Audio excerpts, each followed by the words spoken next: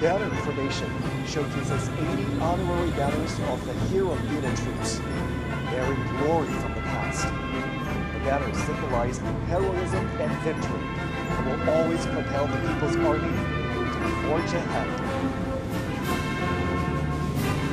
4 formations of the land combat group are ready to be reviewed.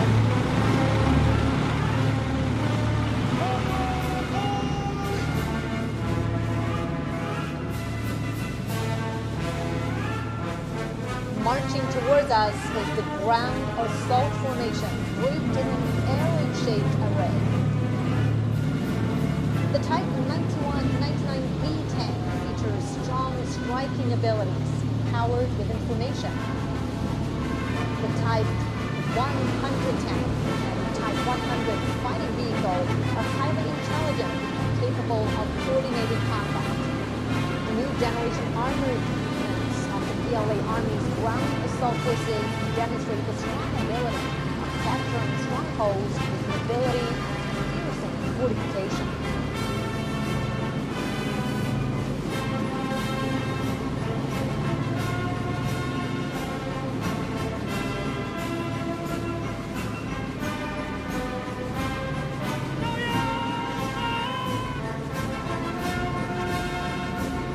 Coming up next is the amphibious assault vehicle formation, made up of amphibious wheeled armored assault vehicles, infantry fighting vehicles, and self-propelled howitzers.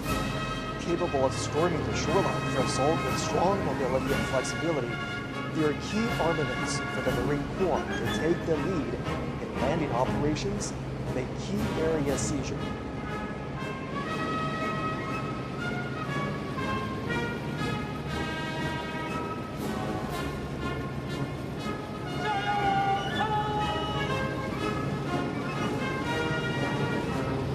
Marching towards us is the imposing airborne assault formation. Diverse airborne armaments of the formation are able to make long-distance air drop and provide heavily equipped maneuvering support. They are sharp weapons for the Army to make rapid response and deep strike.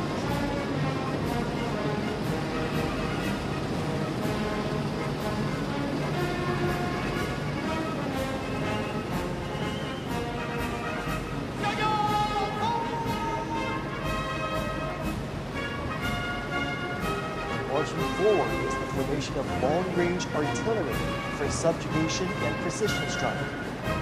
The two types of 191 box-shaped rocket artilleries are capable of making strike and providing support, expanding the Army's capability in terrestrial battle.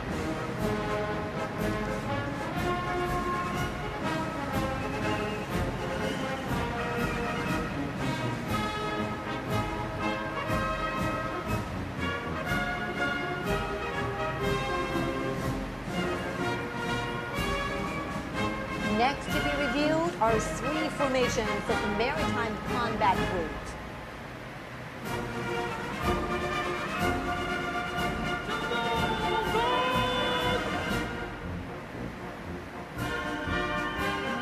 First comes the carrier-based air defense weapon formation. Being reviewed are 4 types of armaments that compose a 3-dimensional system for air defense covering all ranges. The carrier-based laser weapons are strongly capable of precision destruction and consistent strike, defining the new landscape in maritime attack and defense.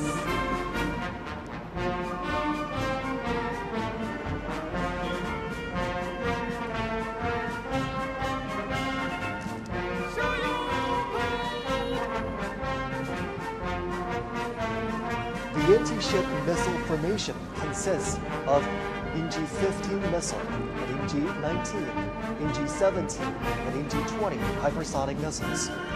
Missiles can be deployed on multiple platforms, such as carrier-based aircraft, surface vessels, and submarines. Featuring long-range strike, fast speed, and strong destruction, they're sharp weapons for striking enemies on the sea.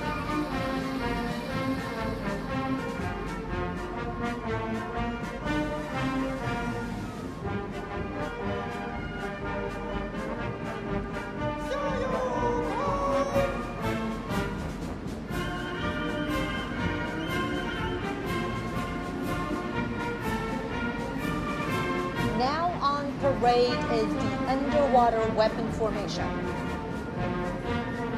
Light and heavy torpedoes, as well as torpedoes propelled by rockets, are able to strike vessels and destroy undersea targets. The new special-purpose naval mines can autonomously identify and attack targets. They are key forces for guarding strongholds and making waves in naval warfare.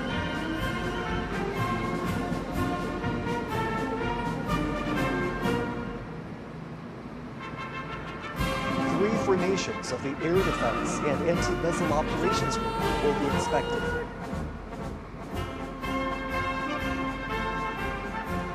Here comes the Early Warning Detection Formation. The four types of weapons that are being inspected are all new generations of domestically made, highly mobile radar. In good coordination, they can detect stealth aircraft and ballistic missiles far and near. They provide early warning for the country's airspace and aerial security.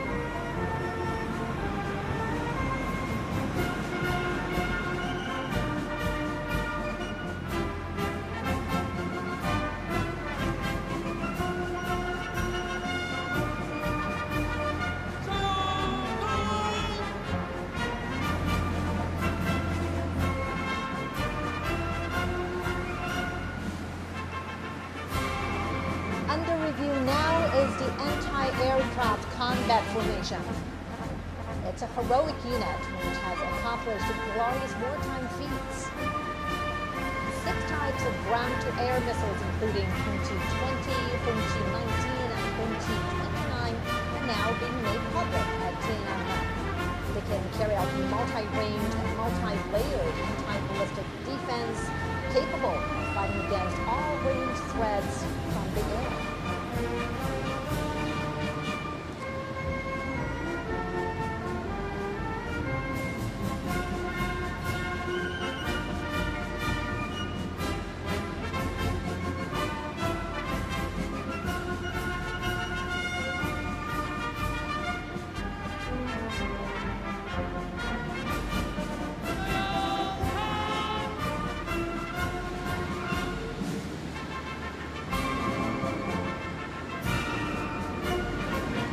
Here comes the anti-drones formation, set to defend the low-altitude domain.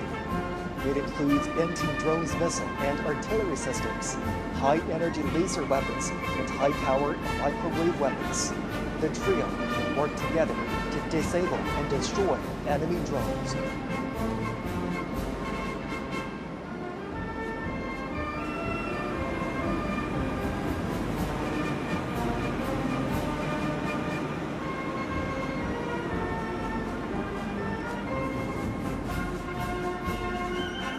Next to be reviewed is the Information Warfare Group, which consists of 3 formations.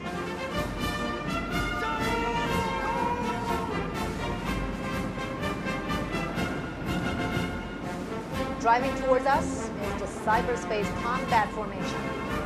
The 4 types of equipment being inspected can command and control, detect and sense, and carry out cyber and electronic countermeasures in an integrated way. It is a new force that consolidates cyber defense and empowers joint force operations.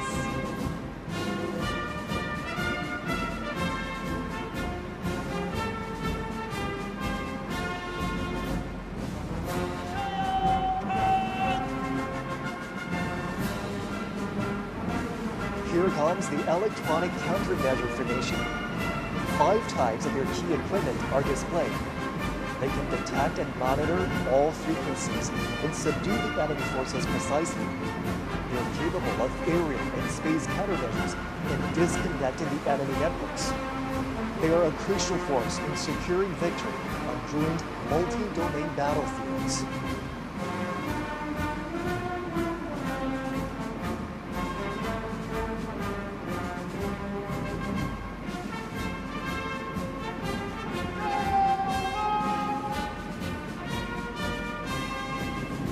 Now we have the Information Support Formation. It is made up of vehicles capable of cloud computing, digital intelligence, forming air-ground networks, and integrate information on the battlefield. They can quickly establish new types of internet communication systems to support joint operations.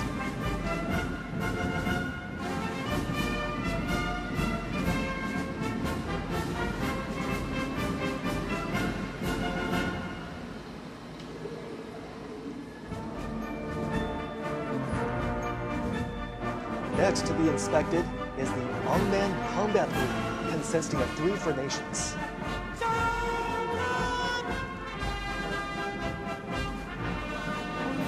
First, we have the unmanned land combat formation.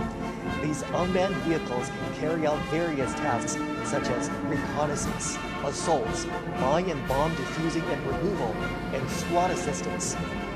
They can be operated remotely and are able to move independently, work flexibly in groups, and make intelligent maneuvers.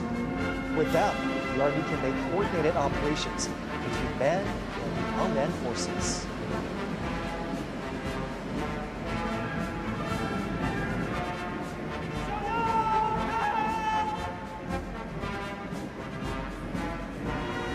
Now approaching is the unmanned maritime combat formation.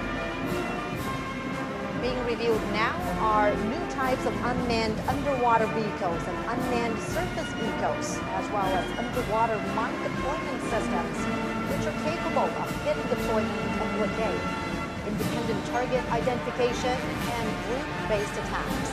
They are extraordinary weaponry to win maritime combat.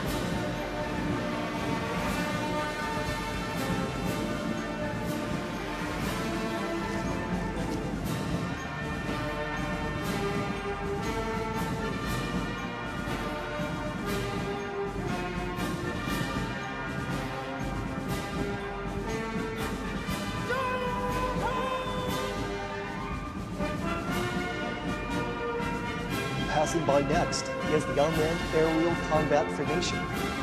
The new models of weaponry include reconnaissance and strike drones, unmanned wing planes, unmanned air domination planes, and unmanned aircraft carrier-borne helicopters. Covering a wide range of space, they can attack in a way that is difficult to be detected and can automatically coordinate with one another, creating a new model of future-oriented aerial combat scenario.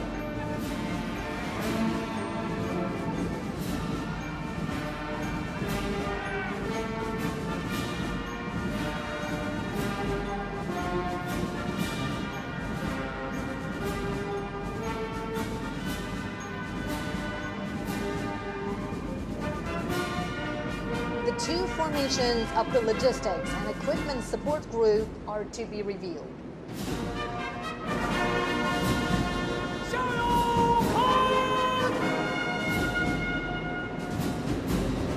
The Logistics Support Formation consists of ambulances, field hospital installations, fuel transport and refueling depots, and field hot meal providing system. They have greatly enhanced modern logistics support for the troops.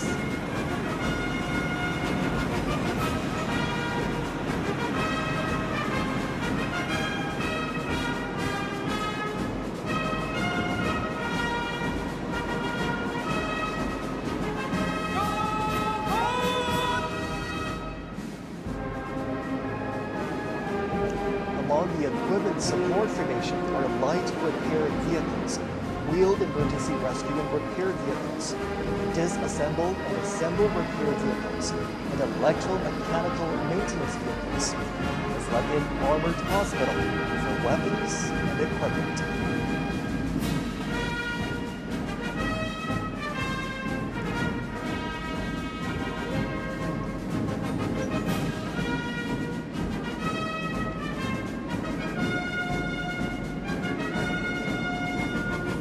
Next to be inspected is the Strategic Strike Group, consisting of 4 formations.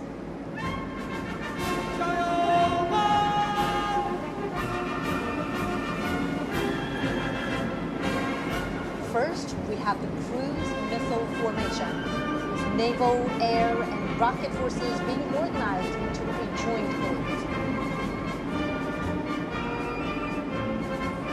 Changjiang 20A, UG-18C, Changjiang 1000 missiles implement long-range precision strikes, creating multi-domain deterrence.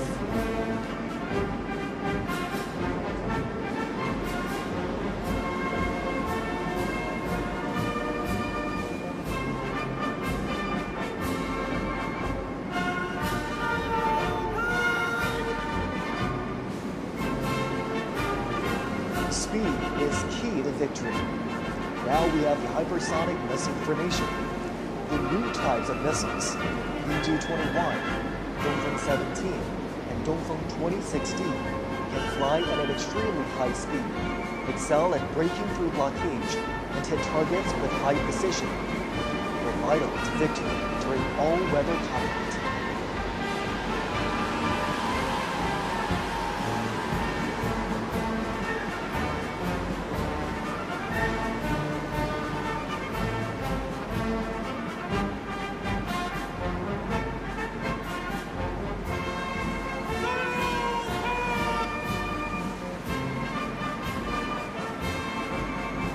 Coming up next for inspection is the first nuclear missiles formation.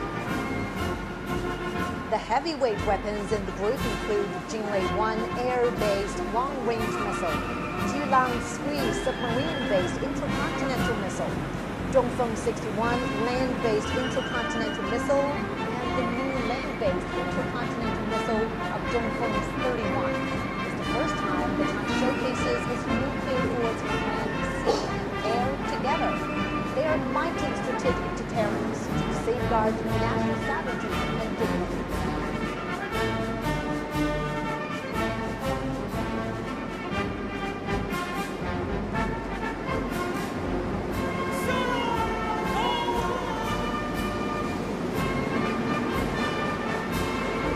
Now coming to us is the second nuclear missiles formation. The Dongfeng 5C liquid intercontinental strategic nuclear missile can strike any target around the world with its extensive shooting range. It is capable of providing defense and deterrence at any minute. With these strategic heavyweight weapons in hand, China has forged a shoulder keys to its safety. The people's military are loyally fulfilling their duties to safeguard the nation and its people, as well as world peace.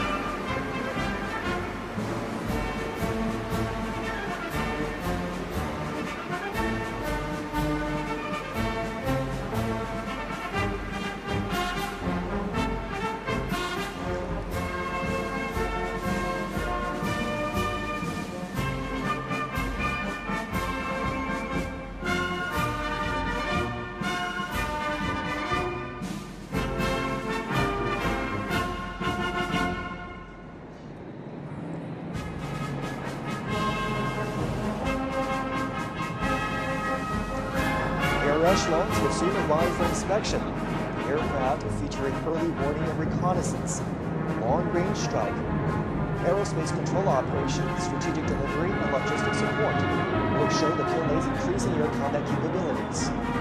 First to fly past is the echelon of early warning and command aircraft.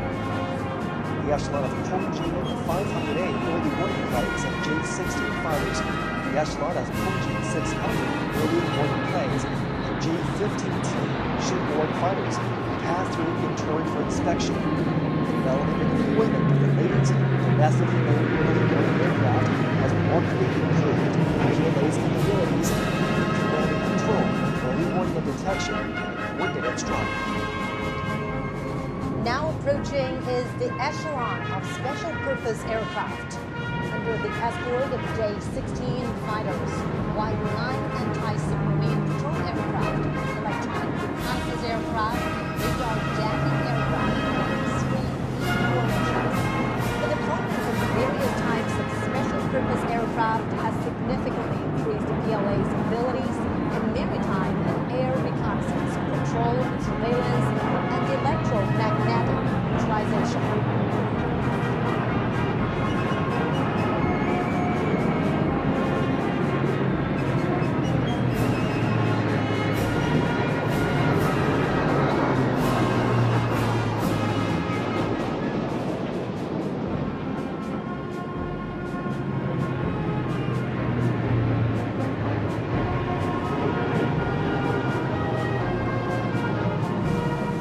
closely following is the Yashlana transport aircraft.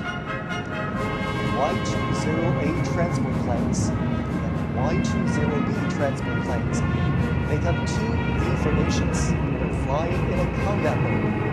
New type multifunctional transport aircraft equipped with new domestically made engines feature long flight range, high loading capacity, and high speed. With the capacity of long-distance strategic delivery, they have carried out multiple major missions at home and abroad.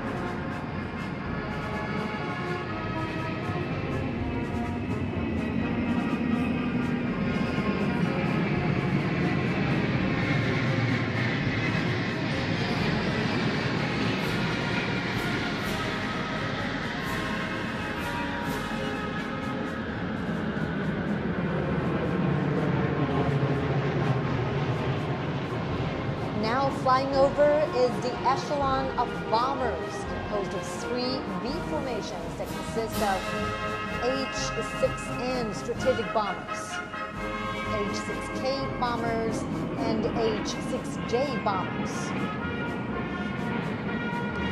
As a major force in long-range strike, the aircraft were capable of long-distance range, patrol in a large area, and attacks outside its defense zone.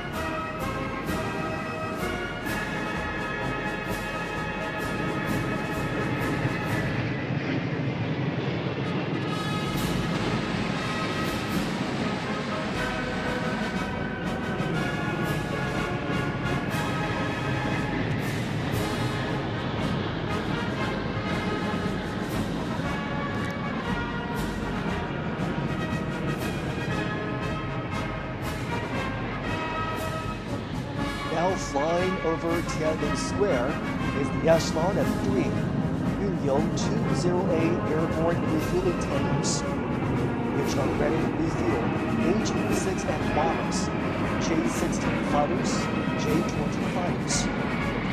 The deployment of domestically made refueling tankers has enabled China's fighter planes to operate long-distance flights.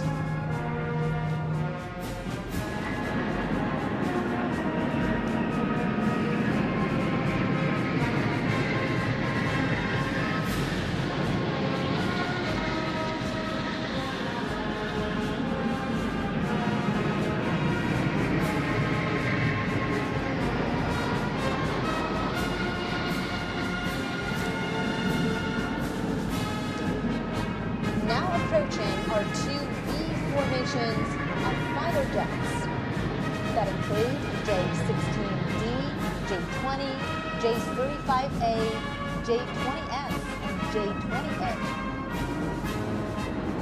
With the fielding of multiple new type stealth fighters, the PLA is speeding up the fighter jets upgrades.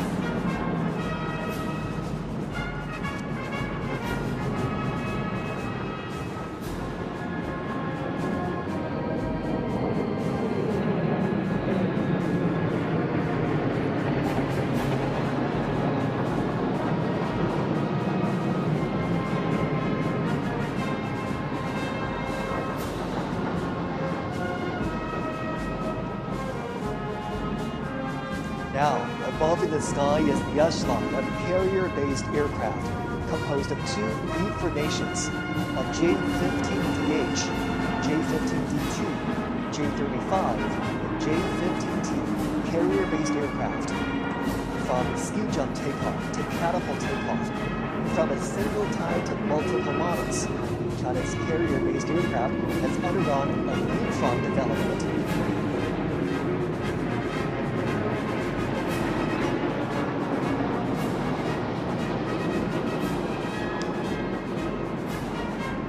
Last flying past is the echelon of trainer aircraft.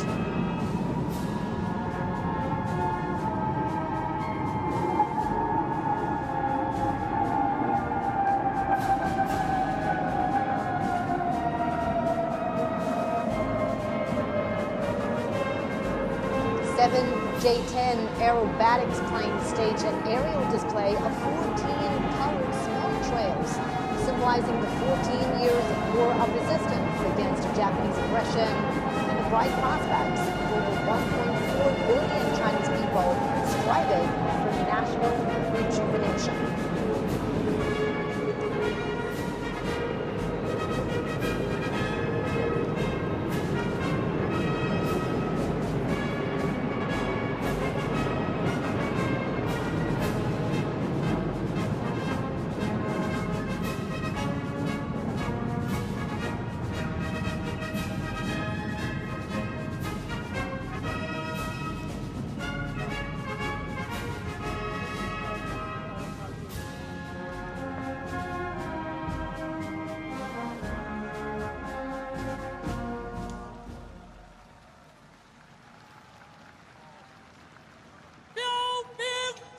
All markers fall out.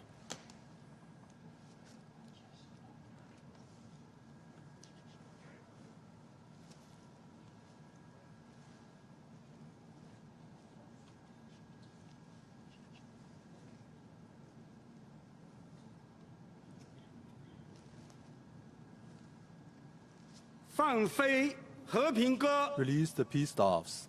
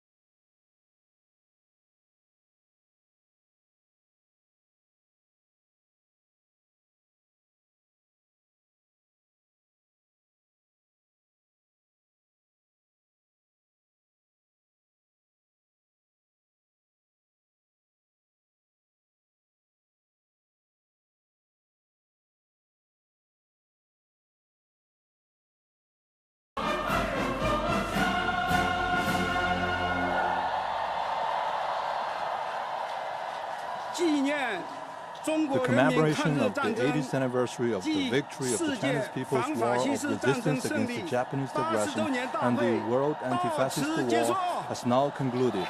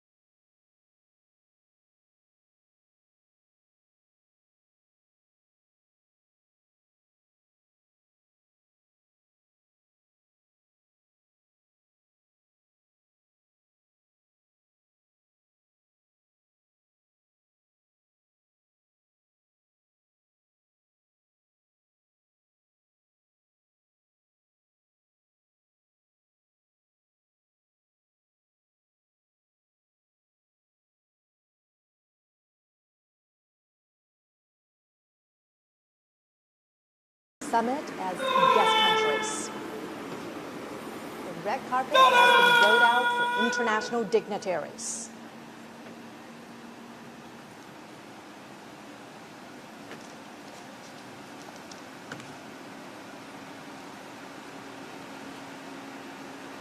If you're just joining us now, international dignitaries are arriving at a red carpet rolled out for them at the Duan-u Gate.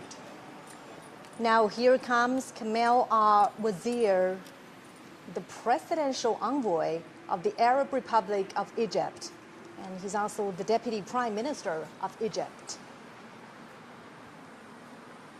Now a full shot of the Duan-men Gate, where international dignitaries are arriving for the commemoration that's going to take place in a little over an hour. Duan-men Gate is the first gate to the north of the Tiananmen rostrum. The south square of Duan-men, where important national ceremonies are held, is located between Duan-men Gate and Tiananmen. Now here comes Kamal al-Wazir, the presidential envoy of the Arab Republic of Egypt. He's also the deputy prime minister of Egypt. China and Egypt have been engaged in close interactions. The two established diplomatic relations in 1956. Next year marks the 70th anniversary of diplomatic ties. The two nations agreed to deepen their comprehensive strategic partnership last May. And bilateral trade reached over $17 billion in 2024.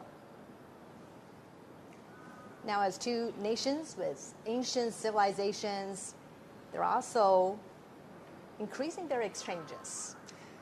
The next guest has arrived. He is Atanas Zafarov, Deputy Prime Minister of the Republic of Bulgaria and chairperson of the Bulgarian Socialist Party. He is now walking the red carpet from the north square of Duan-men Gate to the south square.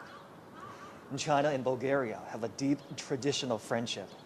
Bulgaria is the world's second country to establish diplomatic ties with the People's Republic of China. The two nations raised ties to a comprehensive friendly cooperative partnership in 2014 and to a strategic partnership in 2019. The strategic partnership has deepened between the two countries. Walking towards us is the Deputy Prime Minister of the Republic of Singapore, Gan Kim Yan. In 2023, China and Singapore established an all-round, high-quality, future-oriented partnership. Bilateral relations are stable and cooperation is extensive. During World War II, Japan invaded Singapore on February the 15th, 1942. The occupation lasted for 3 years and a half. Singapore has designated every February 15th as its Total Defense Day. It's a day when the nation commemorates its sacrifices during the war. On the red carpet now is Maria Fernanda Ley, President of the National Parliament of the Democratic Republic of Timor-Leste.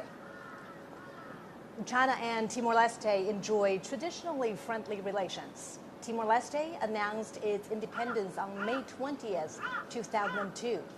China established diplomatic relations with Timor-Leste on that same day.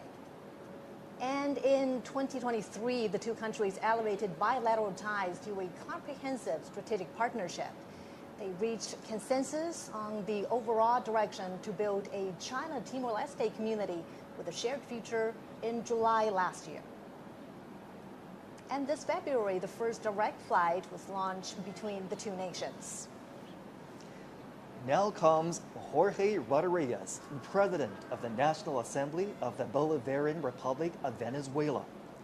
China and Venezuela are good partners that seek mutual trust and common development. The two nations enjoy an ironclad friendship. China and Venezuela elevated their ties to an all-weather strategic partnership in 2023. Both sides maintain frequent exchanges at all levels and have witnessed growing trade volume. Next is the acting president of the Republic of the Union of Myanmar, Min Aung Hlaing. China and Myanmar enjoy long-standing friendship. The two countries established diplomatic ties on June 8, 1950, and this year marks the 75th anniversary.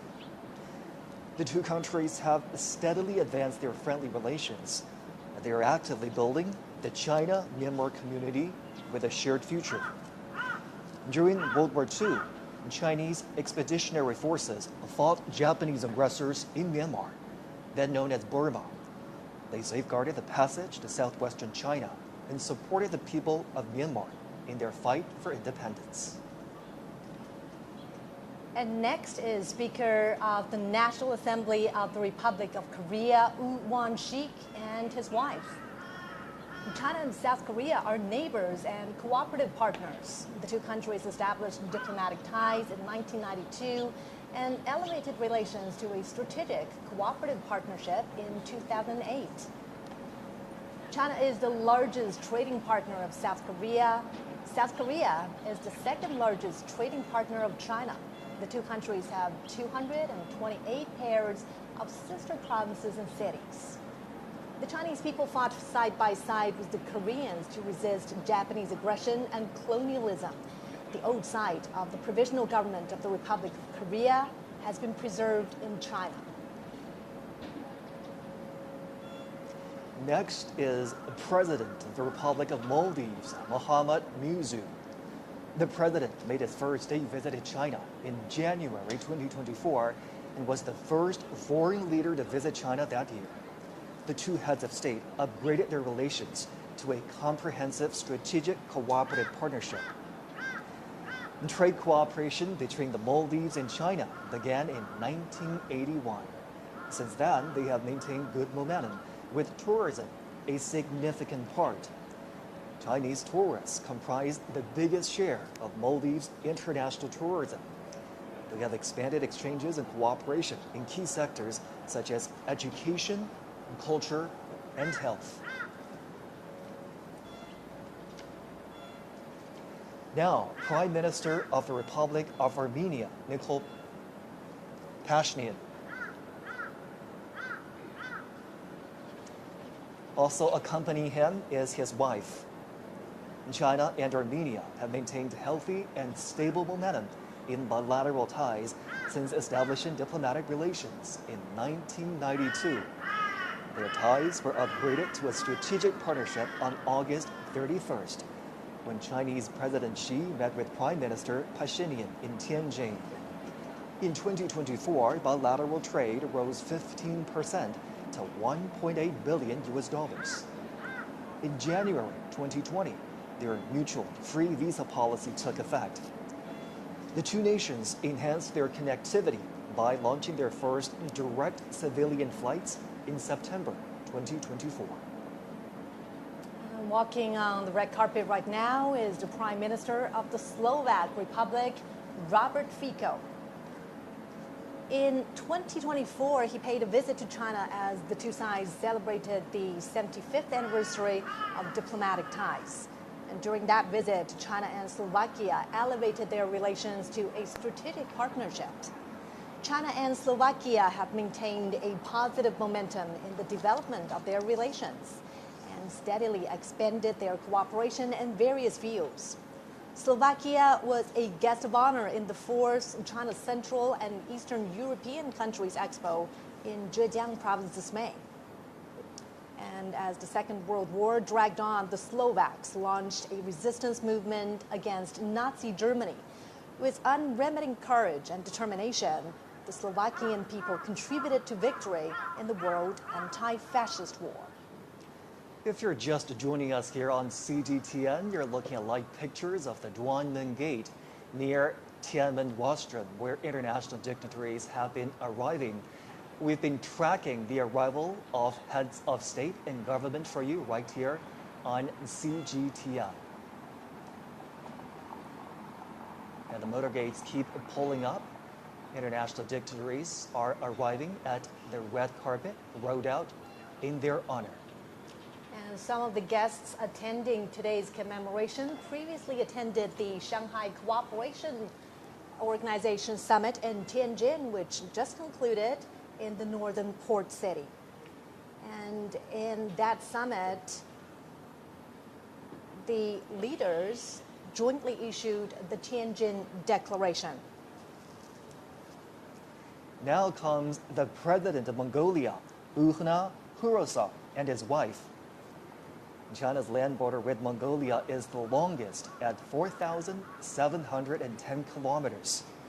The two countries have been deepening mutually beneficial cooperation over the past 70 years since they established bilateral ties. They have achieved a rapid development and significant outcomes in relations in more than 2 decades. China has been Mongolia's largest trading partner and investor. Bilateral trade reached over $18 billion in 2024, 10% higher than the previous year.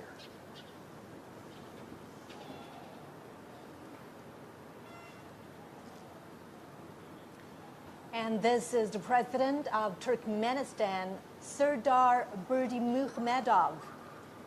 In 2023, China and Turkmenistan established a comprehensive strategic partnership and announced that they will build a community with a shared future at a bilateral level. Trade volume has reached nearly $5 billion in the first half of this year. China and Turkmenistan have jointly built 3 gas pipelines connecting China and Central Asia. Cultural exchanges between these two countries are frequent. The Chinese language is taught in elementary and middle schools in Turkmenistan.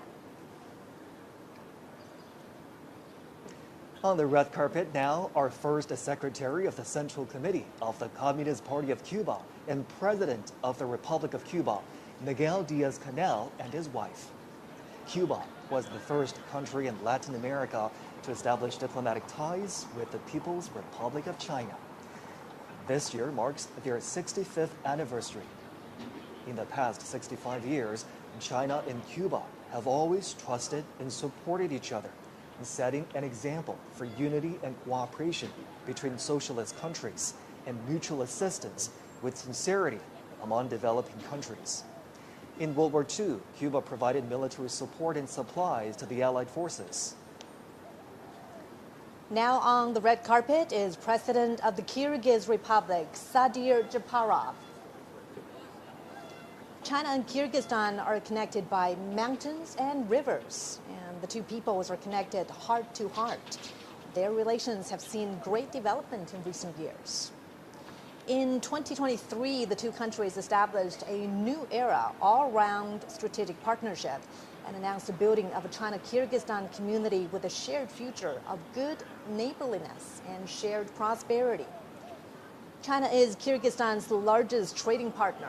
Bilateral trade in the first half of this year has increased by 53% from a year ago to over $14 billion.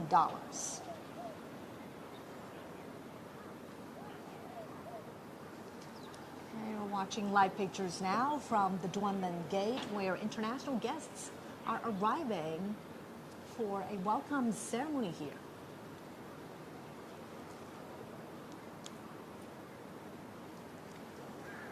And now we are seeing pictures of the President of the Republic of Azerbaijan, Ilham Aliyev, and his wife.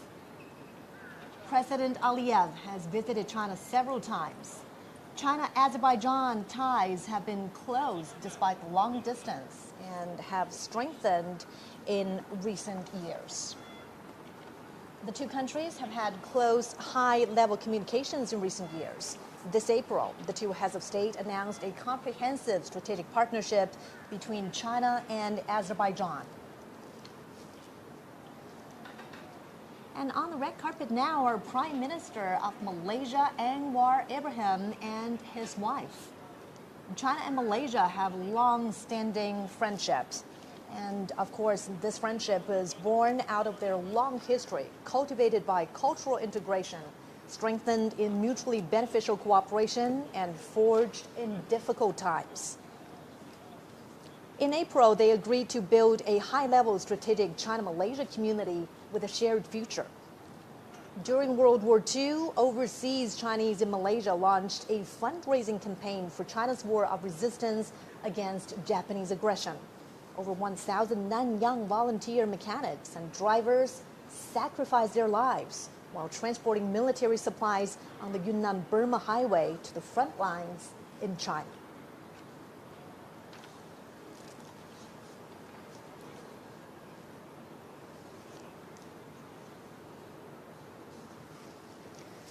Now you're looking at live pictures at the Duanmen Gate, where international dignitaries are continuing to arrive for a red carpet that's rolled out in their honor. The Duanmen Gate is just north of the Tiananmen rostrum. On the red carpet now is Tomon Sisilev, General Secretary of the Lao People's Revolutionary Party Central Committee and the President of the Lao People's Democratic Republic. China and Laos have a long history of friendship. They're good neighbors and comrades. They have deepened exchanges and cooperation in fields such as politics, economy, military, and culture and health. They also coordinate and cooperate closely in regional and international affairs. Bilateral trade cooperation has expanded in recent years. China is Laos's biggest investor, second exporter, and second largest trading partner.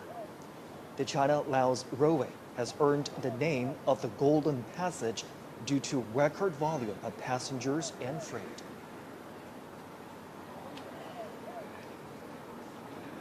We're watching live pictures from the heart of Beijing, from inside the Forbidden City, the Duanmen Gate, where the red carpet is rolled out for international dignitaries attending the commemoration to mark the 80th anniversary of China's victory in the Chinese People's War of Resistance against Japanese aggression, as well as the World Anti-Fascist War.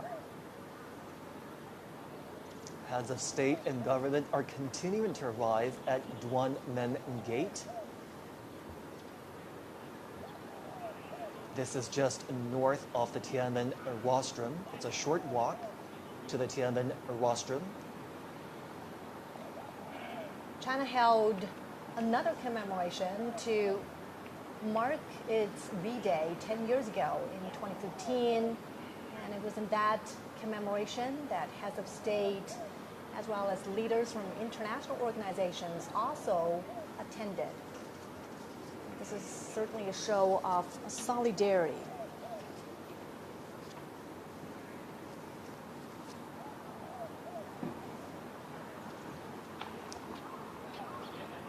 We're moments away now from the commemoration.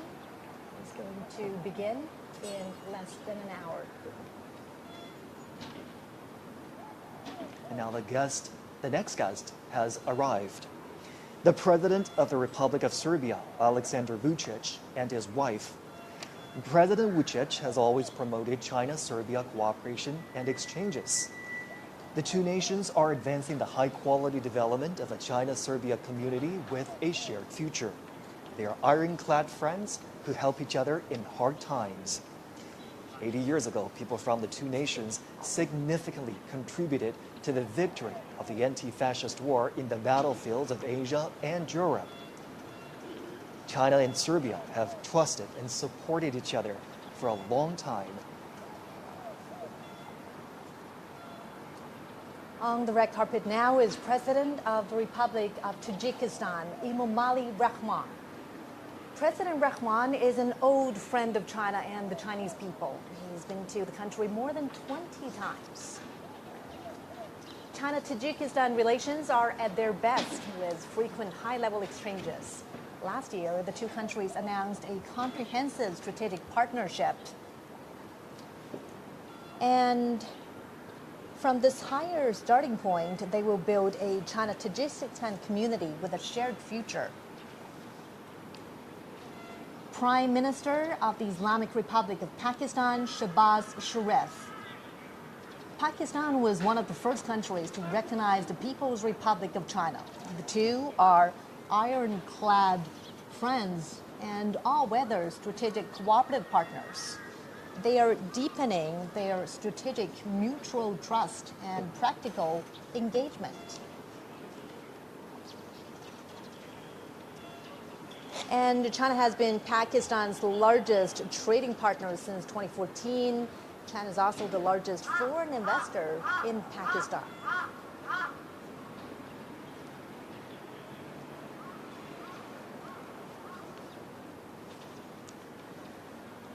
Next, the President of the Republic of Belarus, Alexander Lukashenko. This is Lukashenko's 16th visit to China. China and Belarus have treated each other with sincerity and trust. As all-weather, comprehensive strategic partners, the two have maintained close, high-level exchanges and achieved milestones in their expanded bilateral cooperation. On May the 9th, the Chinese PLA Guard of Honor attended the military parade in the Belarusian capital of Minsk to commemorate the victory of the former Soviet Union's Great Patriotic War. President of the Republic of Zimbabwe, Emmerson Mnangagwa. In 2024, President Mnangagwa made a state visit to China and attended the China-Africa Cooperation Forum Summit in Beijing. He did his military training in China in the 1960s and had a deep bond with the Chinese People's Liberation Army. The two countries and the two parties share similar thoughts. Now, President of the Islamic Republic of Iran, Masoud Pezeshkian, and his daughter, Zahra Pezeshkian. China and Iran have a long-standing friendship. In their 54 years of diplomatic ties, their relations have always been stable and healthy. In 2016, Chinese President Xi Jinping made a state visit to Iran. The two countries established a comprehensive strategic partnership.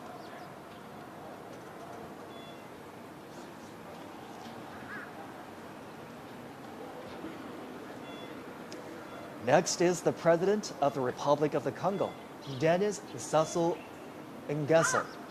Among African leaders, he is one of those who has made the most visits to China and met with Chinese President Xi Jinping. The two heads of state have a deep friendship. The Republic of the Congo is China's ironclad friend. Bilateral ties were upgraded to a comprehensive strategic cooperative partnership in 2016. The two countries marked the 60th anniversary of diplomatic ties last year, when President Sassou was in Beijing for a state visit and the Forum on China-Africa Cooperation Summit.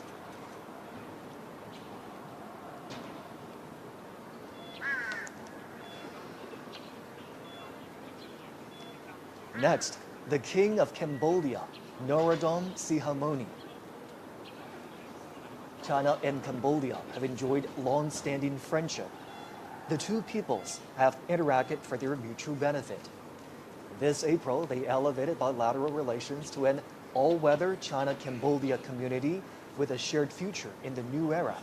It's the first time China has upgraded ties with a Southeast Asian country to such a level. And walking on the red carpet are President of the Republic of Uzbekistan, Shavkat Mirziyoyev, and his wife. President Mirziyoyev has been to China many times. Friendly cooperation between the two peoples has been vigorous under the Silk Road spirit. And last year, China and Uzbekistan established an all-weather comprehensive strategic partnership in the new era. And they have announced to advance the building of a China-Uzbekistan community with a shared future. President of the Socialist Republic of Vietnam, Nguyen Nguyen. China and Vietnam share a long history. They are comrades and brothers. And the founding father of Vietnam, Ho Chi Minh, joined and supported the Chinese People's War of Resistance against Japanese aggression in places such as Yan'an, Guilin, Chongqing, and Kunming. This year is the 75th anniversary of their diplomatic ties. It's also the year of cultural exchanges between the two sides. China and Vietnam have deepened their relations in recent years with frequent visits and contact between the leaders of the two countries.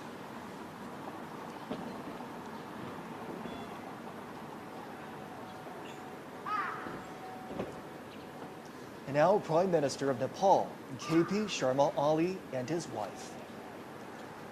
Connected by mountains and rivers, China and Nepal have a long history of friendly exchanges. This year, as the 70th anniversary of their diplomatic ties. The two countries have seen healthy and stable development in bilateral relations and strengthened political trust.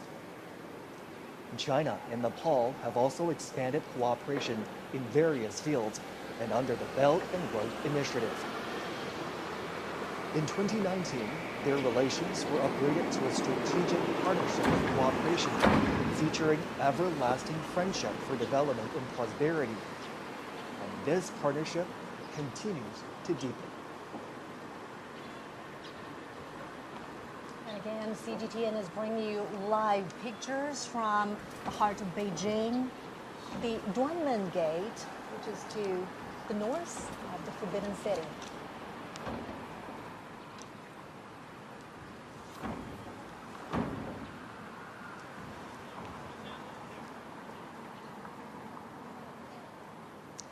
On the red carpet now, President of the Republic of Kazakhstan, Kassym-Jomart Tokayev.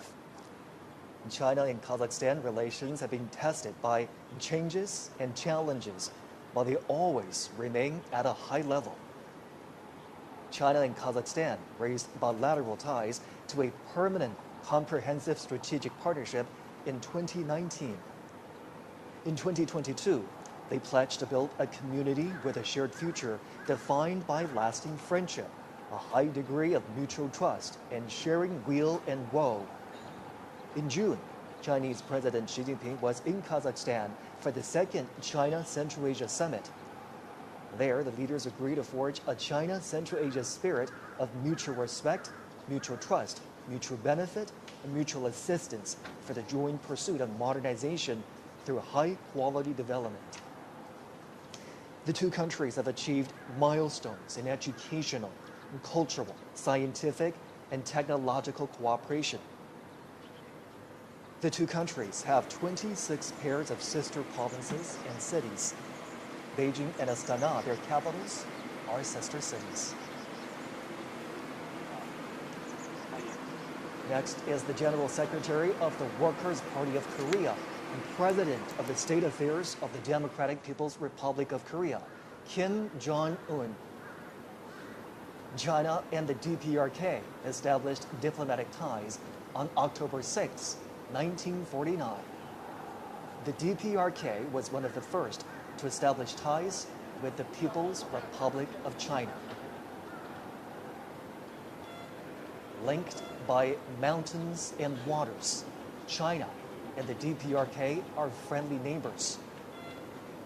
This year also marks the 80th anniversary of Korea's liberation. The two peoples supported each other in hard times and through war. They jointly fought against Japanese aggression and made significant contributions to the World Anti-Fascist War and the cause of justice of humanity. The traditional friendship between the two countries was cemented by the old generations of their leaders. Their friendship, also forged in bloody and fiery revolutions, has developed in the process of their socialist construction and is priceless. In recent years, General Secretary Xi Jinping and General Secretary Kim Jong-un have maintained communication through various means. They lead and guide bilateral ties into a new historical phase.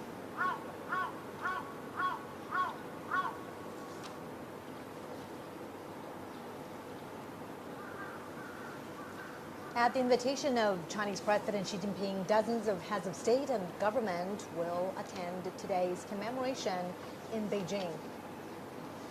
On September 3rd, China marks its V-Day. And this is the 80th anniversary of the victory in the Chinese People's War of Resistance against Japanese aggression and the World Anti-Fascist War.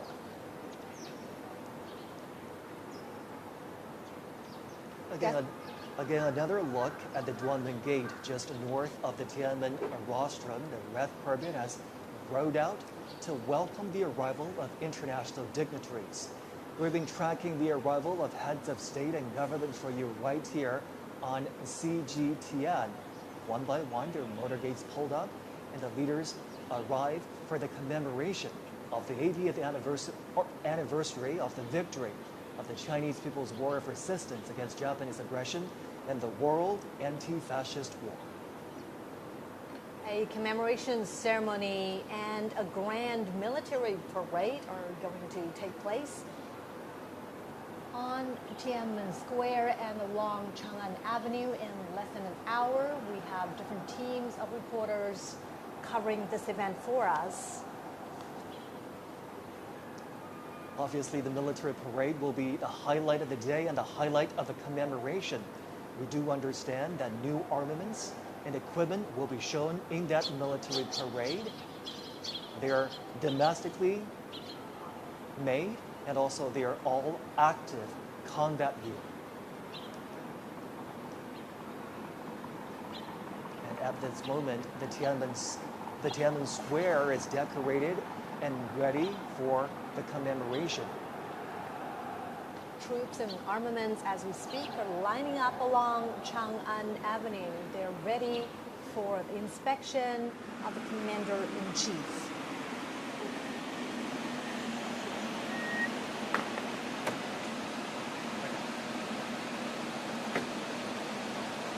Motorcades carrying state international dignitaries are arriving here at the Duan Gate.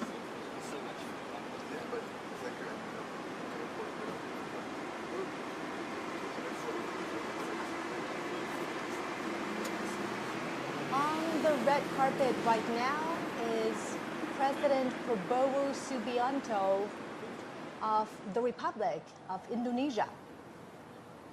He arrived early this morning, and China welcomes his arrival. He's here at the invitation of Chinese President Xi Jinping. Now, under the strategic guidance of the two heads of state, China and Indonesia have opened a new chapter of jointly building a community with a shared future. During World War II, Chinese people living in Indonesia donated money and supplies. Many of them returned to China to join the resistance and became heroes. Renowned Chinese writer and anti-fascist intellectual Yu Dafu traveled to Southeast Asia to join the resistance. And he was killed in Sumatra, Indonesia. He wrote, "Our generation should sacrifice for the war of resistance." President Prabowo made a state visit to China soon after his presidential inauguration in 2024. China and Indonesia are traditional friends and neighbors. And it was in this year that China and Indonesia embarked on a new chapter of bilateral ties by building a community with a shared future.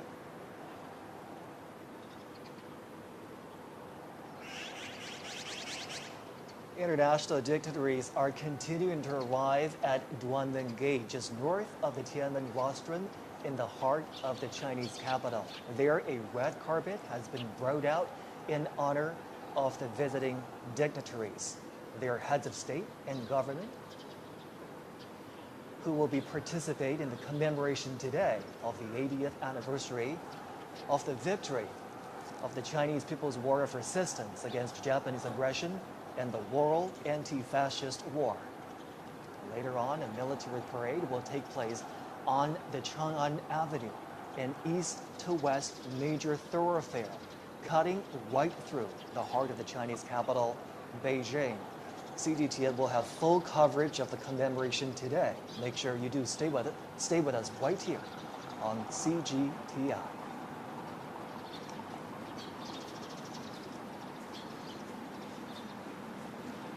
We've been tracking the arrival of international dignitaries right here on CGTN for you. They're now arriving at the Duanmen Gate, just north of the Tiananmen Rostrum. A red carpet has been rolled out for them. That's right. And the Duanmen Gate is where this reception is taking place. We see another limousine.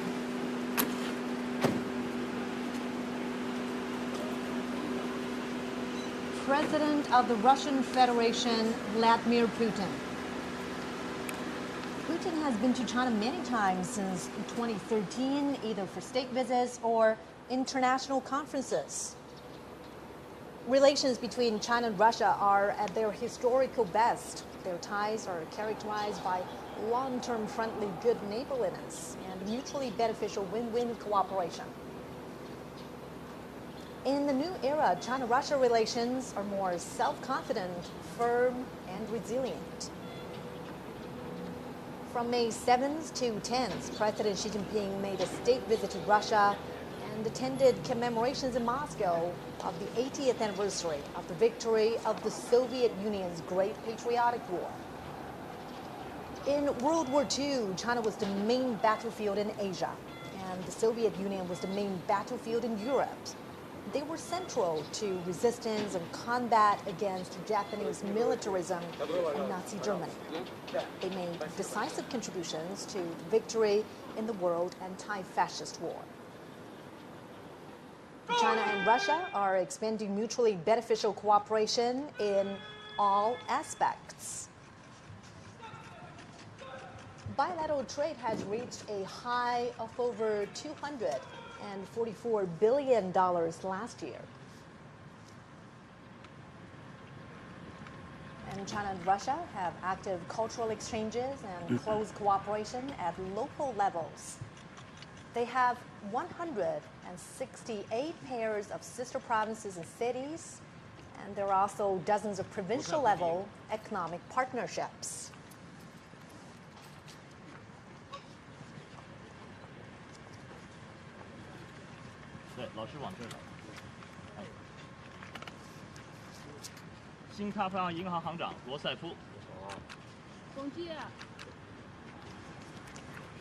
Remembering history, honoring the fallen heroes, cherishing peace, and creating a better future. This is our special program commemorating the 80th anniversary of the victory in the Chinese People's War of Resistance against Japanese aggression in the World Anti-Fascist War. Nice to see you again. 很高兴再次见到你。 Arrived at our meeting. 新西兰前总理克拉克 And his wife. Good to see you again. 习主席很高兴再次见到你。 Watching right now, 日本 Chinese 前首相 President 鸠山由纪 Xi 夫 Jinping and Madame Peng Liyuan are welcoming international 罗马尼亚 dignitaries 前总理勒斯塔 at the 塞 South Square of Guangming Nice Gate. to meet you. Welcome to China. These are 夫人 heads of international organizations that are walking 您 down 好， the 我 red 是他夫人。 carpet to be received by the Welcome Chinese to China. president and his wife. That's right. 澳大利亚 And 前州长 a 安杜鲁 decade 斯 ago, on September Welcome to 3rd, China. it was also 我来自澳大利 here 亚。 where Chinese 联合 President 国 Xi 副秘书 Jinping 长 and 李 his 俊华 wife, Madame Peng Liyuan, welcomed 联合国 international 粮农 guests 总干事 in 屈东玉 commemoration of the 70th anniversary of the victory 上合秘 of 书 the 长 Chinese People's War of 经理 resistance 巡行长 against Japanese aggression 亚信秘书 and 长 anti-fascist war.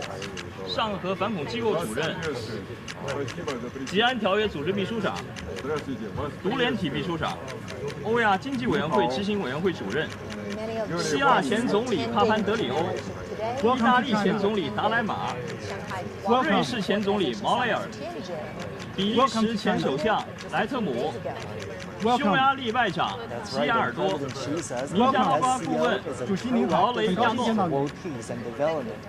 It is the first 孟加拉国 grouping 临时政府国家安全顾问 vision of global governance, 早上好。文莱 featuring 皇家武装部 extensive 队司令 consultation and joint contribution for shared benefit and 巴 an 西 effort 政府 to 代表大 practice 使高旺 true multilateralism. 巴西总统首席 He 特别 also 顾问 said 阿莫 the 连 SCO always stands on the side of international 土耳其 fairness 总统代表 and 外长费 justice, 丹 and champions inclusiveness and mutual morning. learning 土耳其总统代表 civilizations 能源部长 and opposes Welcome to China. hegemonism. 埃及副总理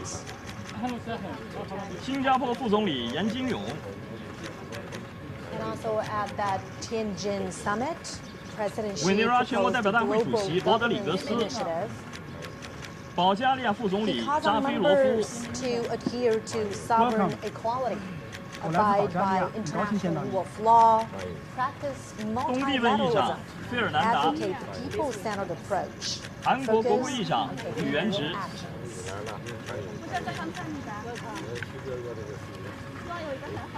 The Chinese president and his wife greeting the 尼泊尔 international 总理 victories 奥 that 利， arrived in Beijing for the commemoration of the 80th 斯洛伐克总理 anniversary 菲佐， of the victory of the Chinese People's War of Resistance against Good to see you Japanese again. aggression and the world 很高兴再次 anti-fascist 见到你 war. 祝贺。越南国家主席梁强， We're watching live pictures from the heart of Beijing, the Duanmen 伊朗总统 Gate, 及女儿， of the Forbidden City.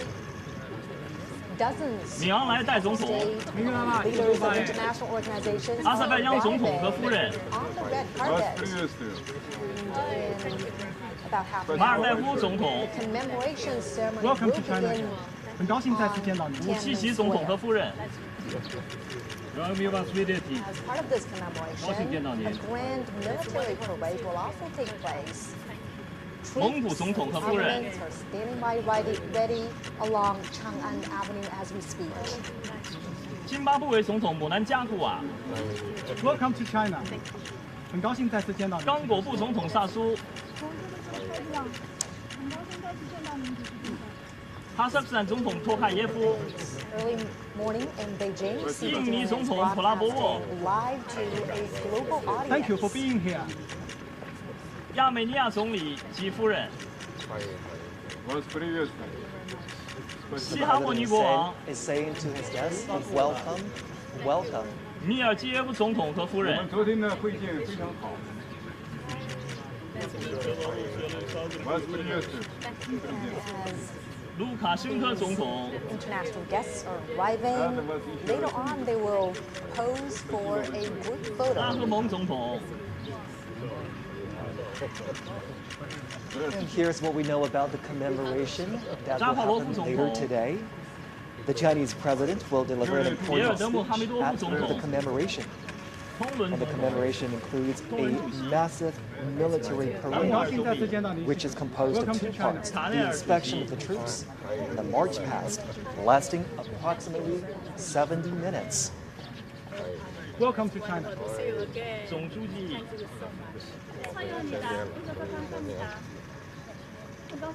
The Chinese president and his wife welcoming guests arriving for the commemoration. And now they're walking towards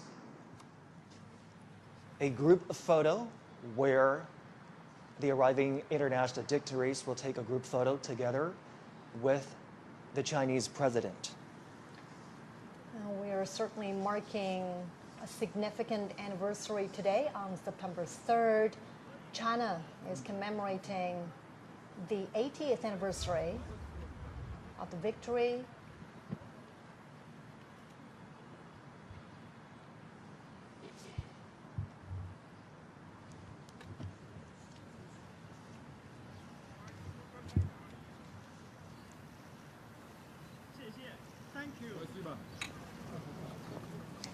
This gathering today in commemoration of the victory also heralds a new beginning for all countries to work together to create a harmonious world and safeguard global peace. Well, as you can see right there, front and center on this gate is the character Duan Men. The Chinese character Duan also conveys righteousness, which is consistent with the message of safeguarding international justice. The leaders are now walking together towards the Tiananmen rostrum. It's a short walk from the Duanmen Gate we've been telling you about, which stands just north of the Tiananmen rostrum, to the rostrum itself. And Zhongxi, you know, for many foreign leaders who have visited China before, the Tiananmen rostrum, or the Forbidden City, is a familiar sight. Many of them have been here before to the Forbidden City. However, this gathering here today holds a special significance. Absolutely. The Tiananmen rostrum sits right in the heart of the Chinese capital, with viewing platforms that can overlook the Tiananmen Square. The leaders will be walking towards the rostrum. They will ascend to the viewing platform on the rostrum and view the military parade together. Now, as they walk on the red carpet to make their way to the top of the Tiananmen rostrum, a little bit of background information about the structure. It was built as a ceremonial gate to the imperial city in the Ming Dynasty. It's witnessed ties of Chinese history in the past 6 centuries. And in 1937, Tiananmen Square witnessed the fall of Peking. In October 1945, Japanese invaders in North China officially surrendered at the square of the Hall of Supreme Harmony in the Forbidden City.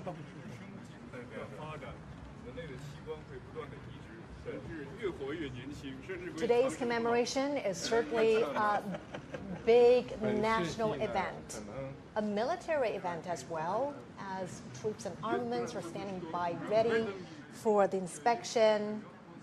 It is also a significant diplomatic event, as heads of state, leaders of international organizations are convening here to review the commemoration and the parade.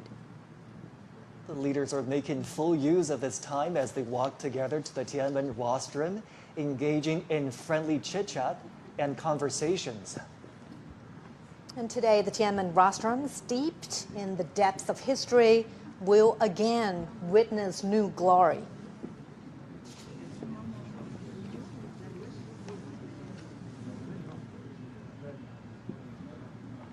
It is a pretty long walk to ascend to the top of the Tiananmen rostrum.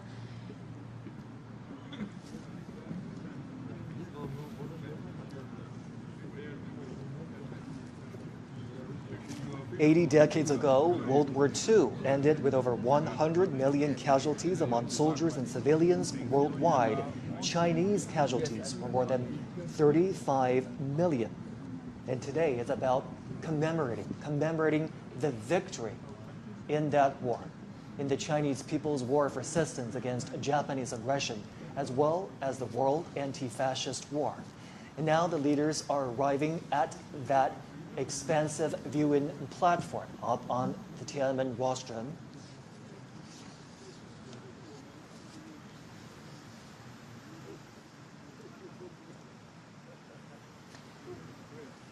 And we understand that some of the veterans of the War of Resistance were given their own viewing spots on top of the Tiananmen rostrum.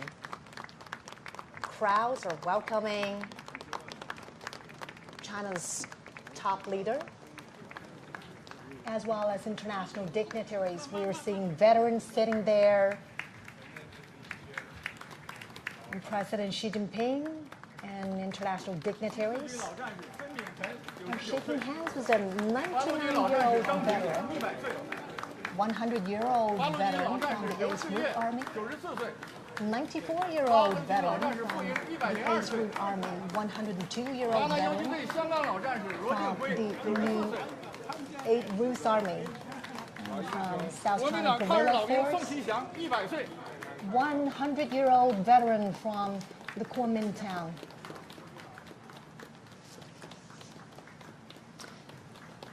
And during the fight against the Japanese aggression, the Chinese people established a national united front to safeguard their homeland.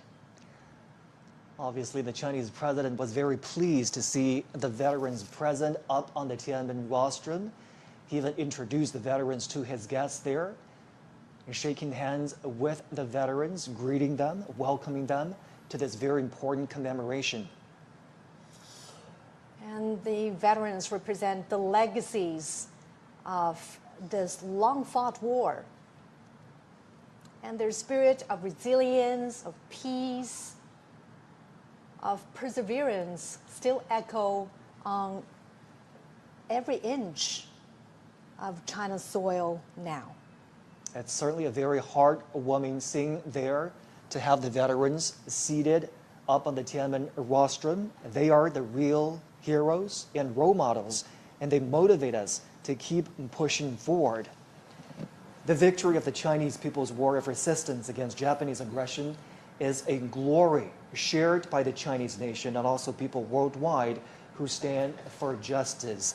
Professor Gao, Mr. Zhou, let's bring you in for this part? Obviously, the veterans are seated, out there on the Tiananmen rostrum so that they have an opportunity to participate in the commemoration today. What do you make of that arrangement, Professor Gao? Well, I think this is really the right thing to do because they fought against the Japanese aggressors. They shed their blood, and they have always been honored by the People's Republic, by the Chinese people, and now they are in the center of this reviewing process of the parade to commemorate the 80th year anniversary of the victory against Japanese aggression.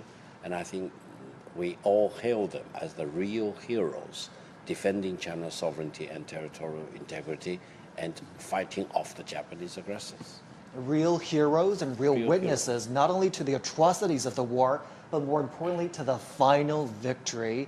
And we're so happy that they get to see the commemoration today. Mr. Zhou, your thoughts? Well, I think I can't agree more with Victor Gao about the importance of having these veterans standing on Tiananmen Square.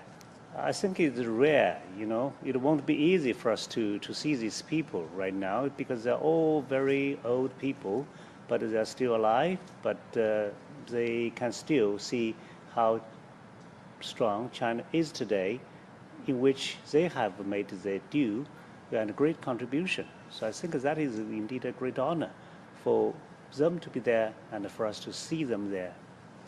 Now, many of these veterans fought under extremely harsh conditions: poverty, famine, the lack of military resources.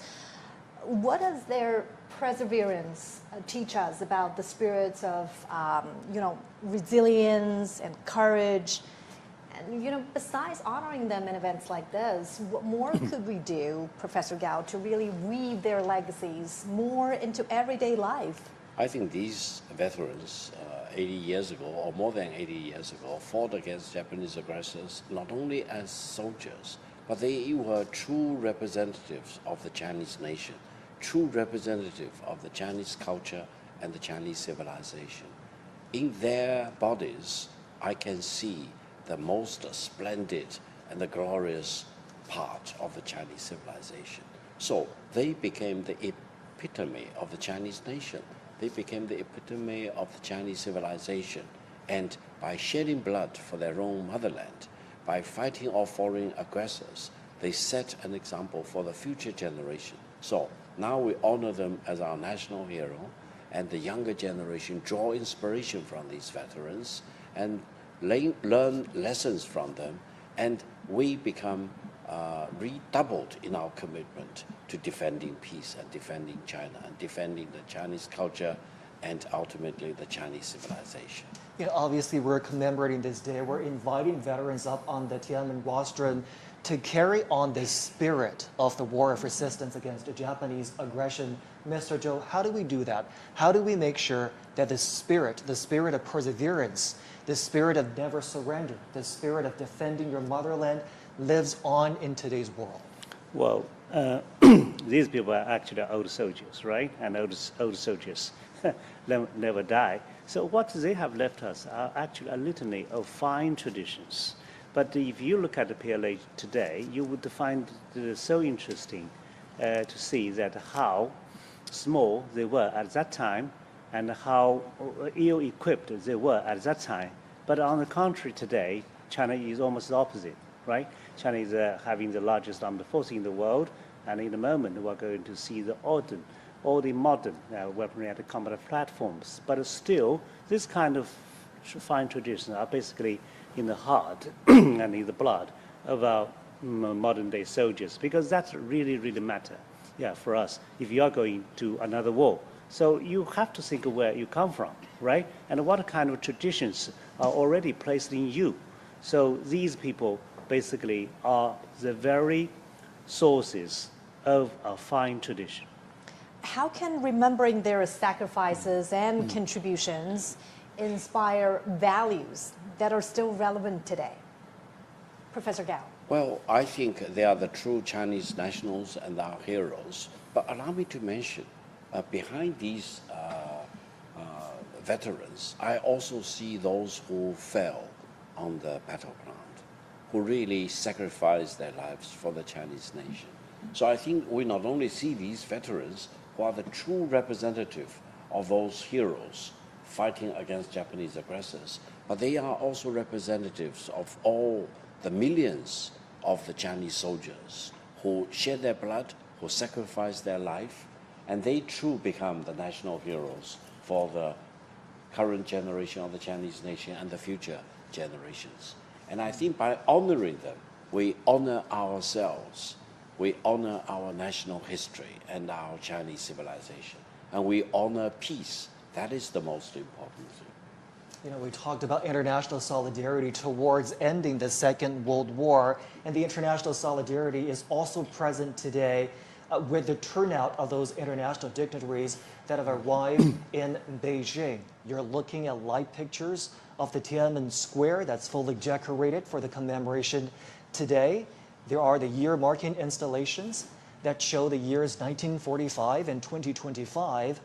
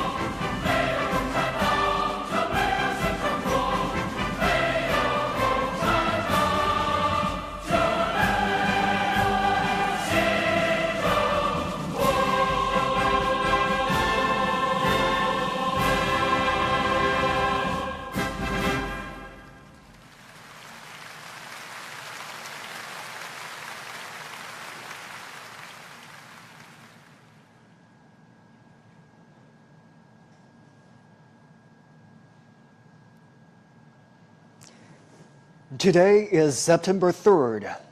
In the capital, Beijing, the commemoration of the 80th anniversary of the victory of the Chinese People's War of Resistance against Japanese aggression in the World Anti-Fascist War will begin soon. CGTN is broadcasting the commemoration live to global audiences.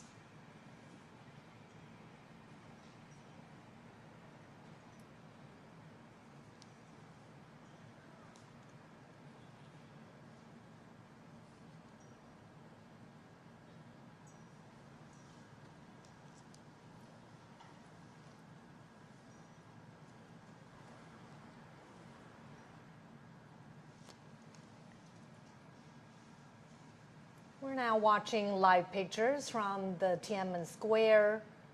The commemoration is going to begin in just a moment.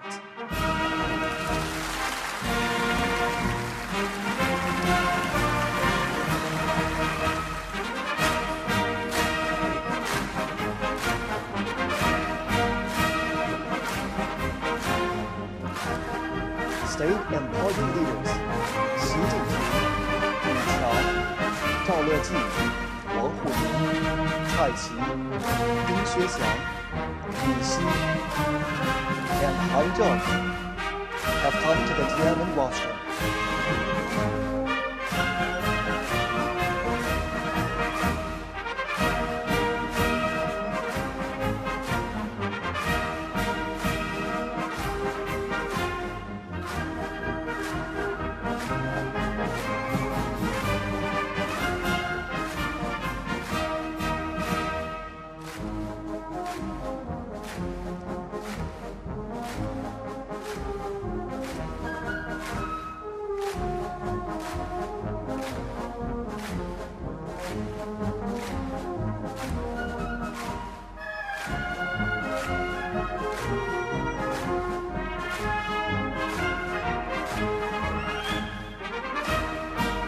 Dozens of foreign politicians and dignitaries attend the ceremony at the invitation.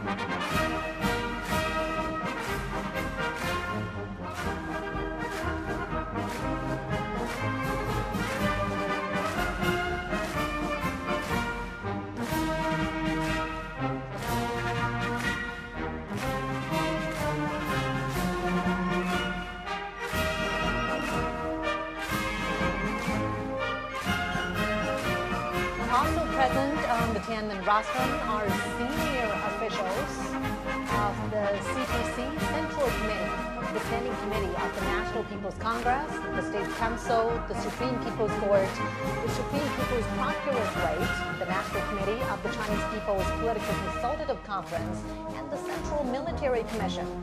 Retired leaders of the party and the state, some veteran soldiers who participated in the War of Resistance, representatives of Kuomintang veteran soldiers who had fought the Japanese aggression, family members of Kuomintang high-ranking officers who had died in the War of Resistance, representatives of those who received awards for their service, and representatives of Hong Kong, Macau, and Taiwan compatriots, as well as overseas Chinese, are also present on the Tiananmen rostrum.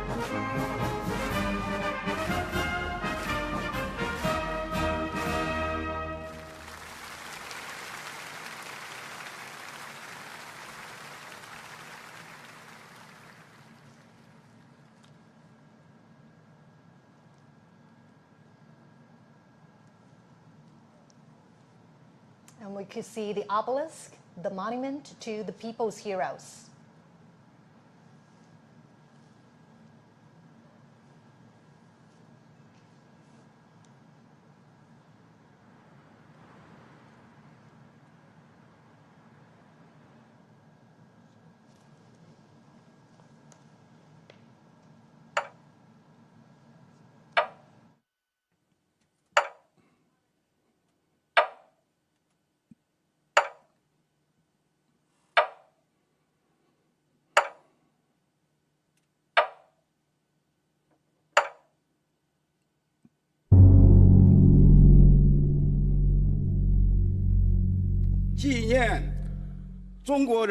The commemoration of the 80th anniversary of the victory of the Chinese People's War of Resistance against Japanese aggression and the World Anti-Fascist War now begins.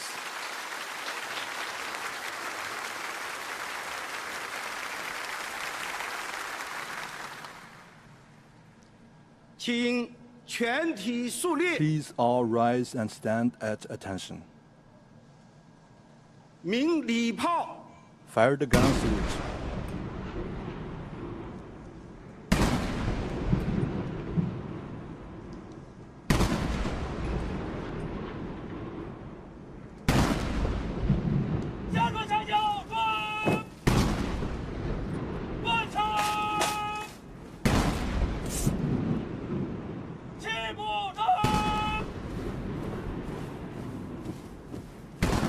An 80-gun salute is fired to mark the 80 years since the victory of the War of Resistance. The thunder of guns resembles roars of soldiers on the battleground. It is also like a song of triumph, transcending the time and space to tell our fallen heroes. China today is a great country with majestic mountains and rivers, and its people are full of pride and ambition. Great changes have taken place over the 80 years from 1945 to 2025. Today, China is safeguarding world peace and contributing to the progress of human civilization with fearless strength and determination.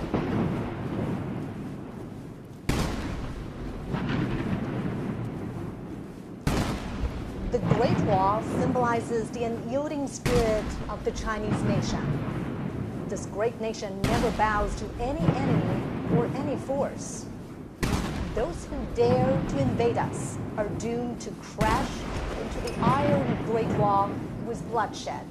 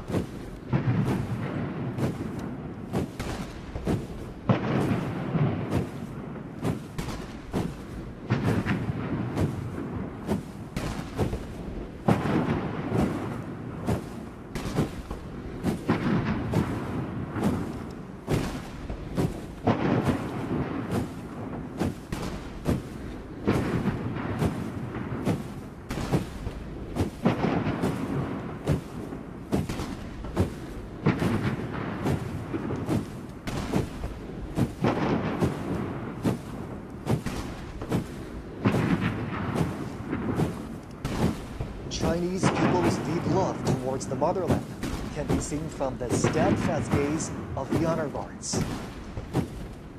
When their patriotism erupts like a volcano, there will be no insurmountable hurdles or unachievable feats for them.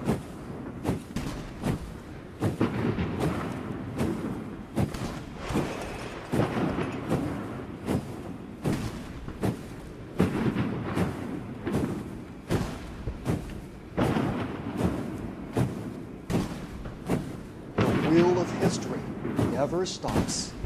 Under the strong leadership of the Communist Party of China, the Chinese nation, with a firm grip on its own destiny, is marching forward staunchly and proudly.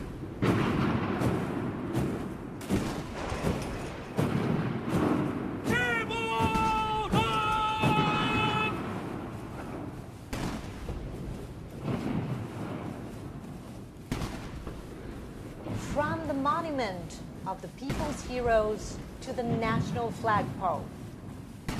And from the great victory to the great rejuvenation, the Chinese nation has walked a long way of innumerable difficulties and hardships.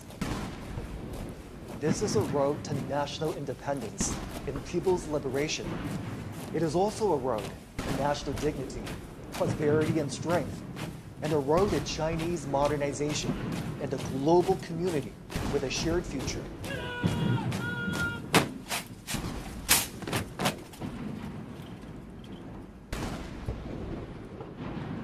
The national anthem, March of the Volunteers, which was born during wartime, will soon be played.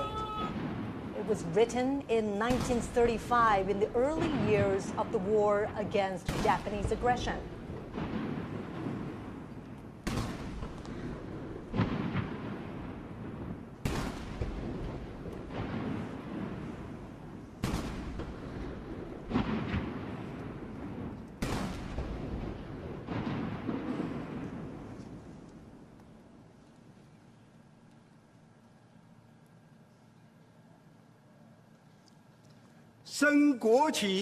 Raise the national flag and sing the national anthem.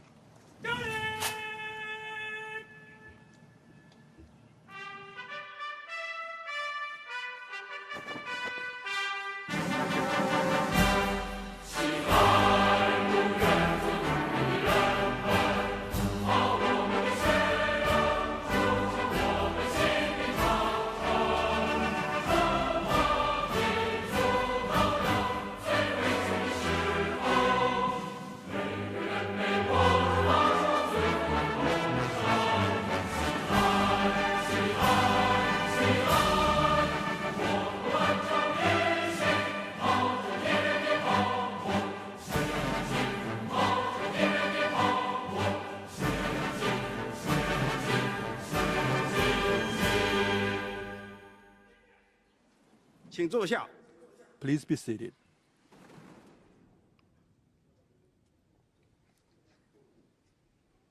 I invite General Secretary of the CPC Central Committee, President of the People's Republic of China, and Chairman of the Central Military Commission, Comrade Xi Jinping, to deliver an important speech.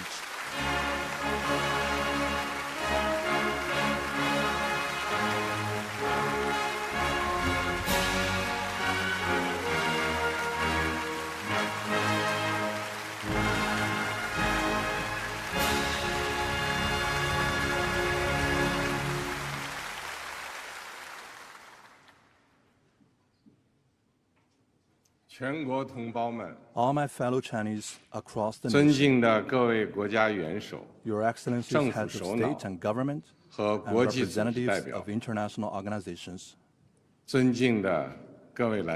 distinguished guests, all officers and soldiers participating in the parade, comrades and friends. Today, we gather here to solemnly commemorate the 80th anniversary of the victory of the Chinese People's War of Resistance against the Japanese aggression and the World Anti-Fascist War. It is an occasion for us to remember history, honor fallen heroes, cherish peace, and create a better future. On behalf of the Central Committee of the Communist Party of China, the National People's Congress, the State Council, the National Committee of the Chinese People's Political Consultative Conference, and the Central Military Commission, I would like to pay high tribute to our veteran soldiers and comrades, patriots, and officers who fought in the war of resistance against Japanese aggression, and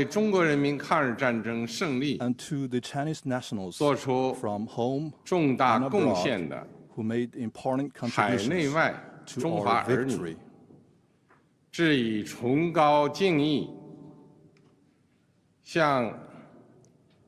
I would also like to express my sincere thanks to foreign governments, 和国际友人表示衷心感谢，向参加今天大会的各国来宾表示热烈欢迎。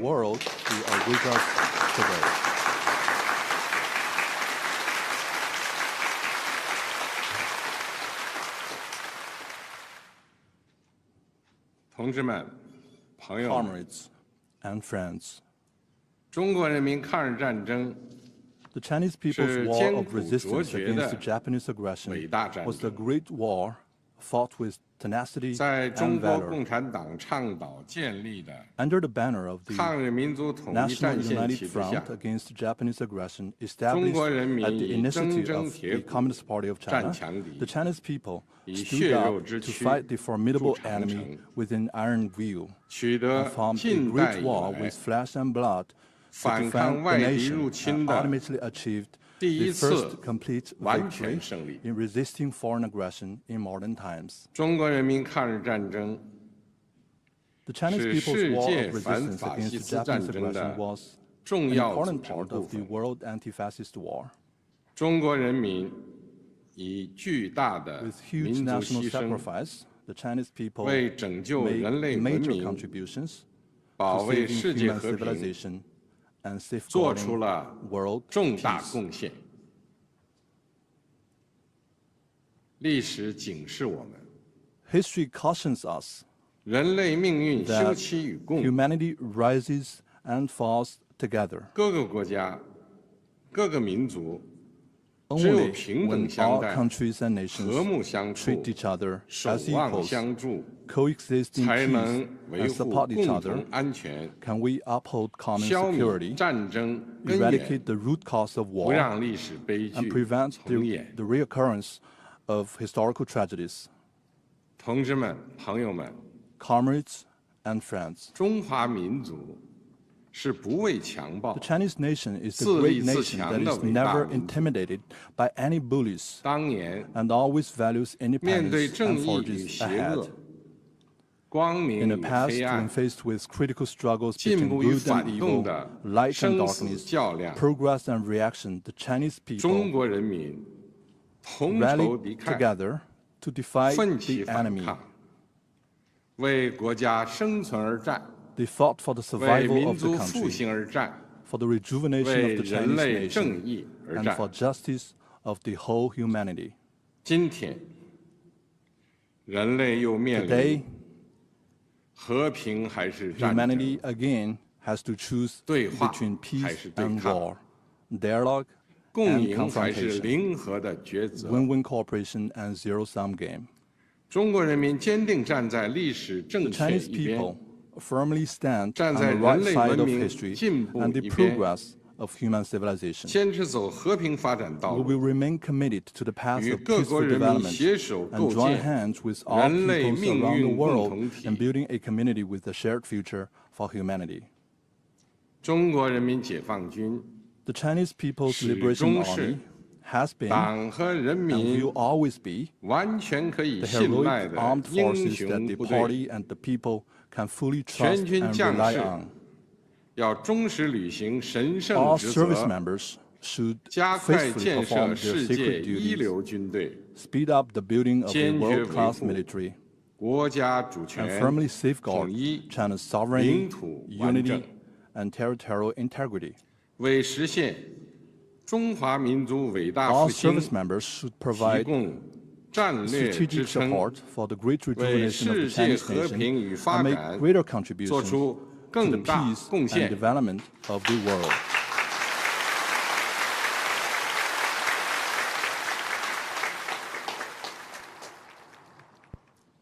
历史承载过去， History 也 carries 启 the 迪未 legacy 来 of。the past and inspires the future. 新时代新征程， On a new journey in a 全国 new 各族 era, 人民 the Chinese people 要在中国 of 共 all 产党 ethnic 坚 groups 强领导 should, 下， under the strong leadership of the Communist Party of 坚 China, 持马克思列宁主 follow 义、 Marxism, Leninism, 毛泽东 Mao 思 Zedong 想、 thought, 邓小平理 Deng 论 Xiaoping theory, 三个代表重要思 The 想： theory of three represents 科学发展 and 观 the scientific outlook and 全面 development 贯彻新时代 and fully 中国 implement 特 the 色 thoughts on 社会 socialism 主义思 with 想， Chinese characteristics for the new era.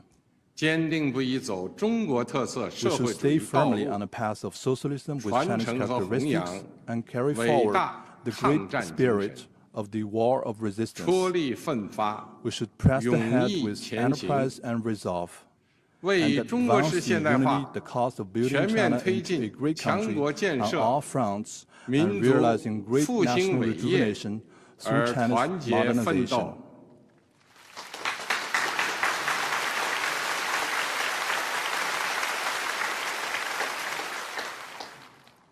中华民族伟大复兴势 The 不可 great 挡， rejuvenation of the Chinese 人类 nation 和 is 平与发展的 irresistible. 崇高 The 事 noble 业 cause of peace 必 and 将胜利 development of humanity will prevail.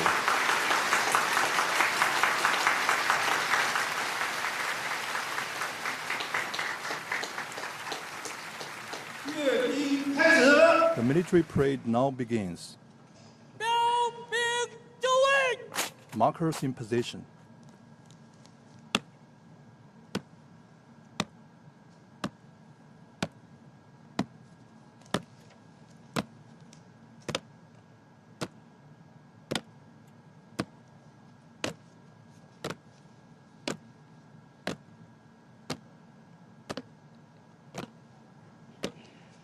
The parade guards mark positions and boundaries at the parade ground.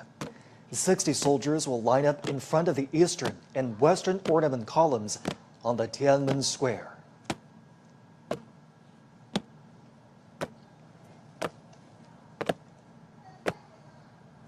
Marching with steadfast footsteps and imposing bearing, the ironclad troops showcase their unshakable faith, strong conviction, strict discipline, and firm commitment to their duties.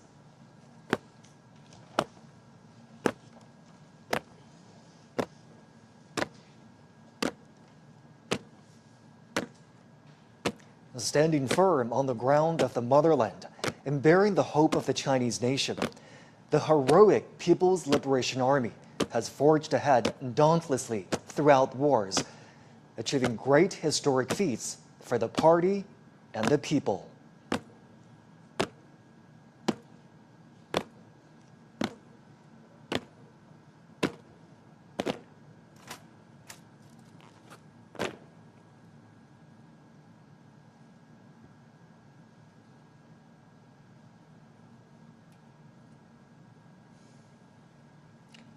At this solemn moment today, the People's Armed Forces are ready for the inspection of General Secretary of the Communist Party of China's Central Committee, Chinese President, and Chairman of the Central Military Commission, Xi Jinping.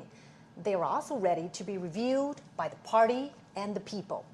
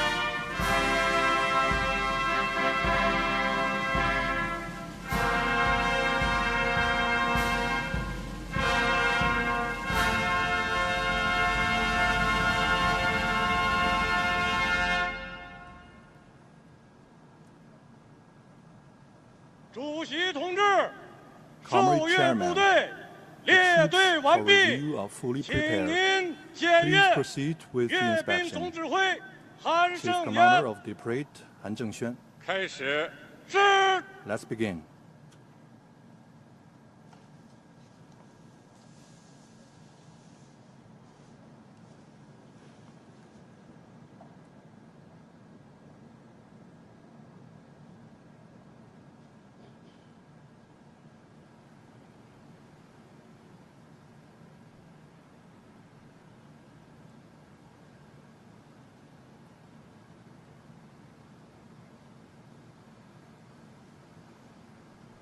Next, President Xi will pay an eye salute to the party national and military flags.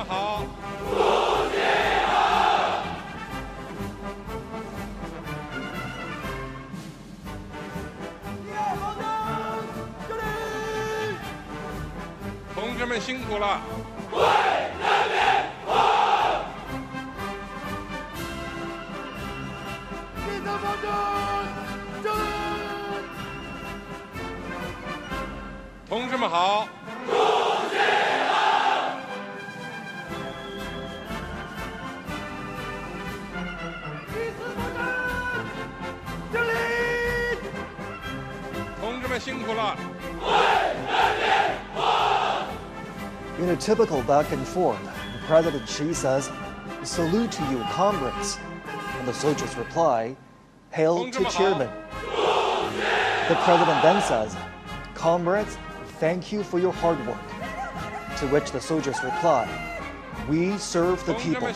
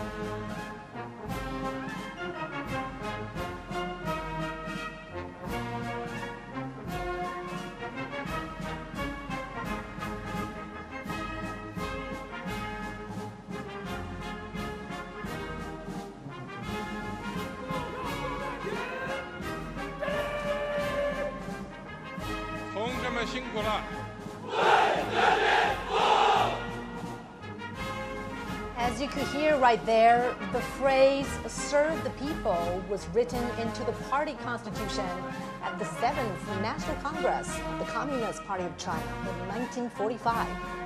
Serving the people wholeheartedly was established as the fundamental principle of the party and the People's Liberation Army.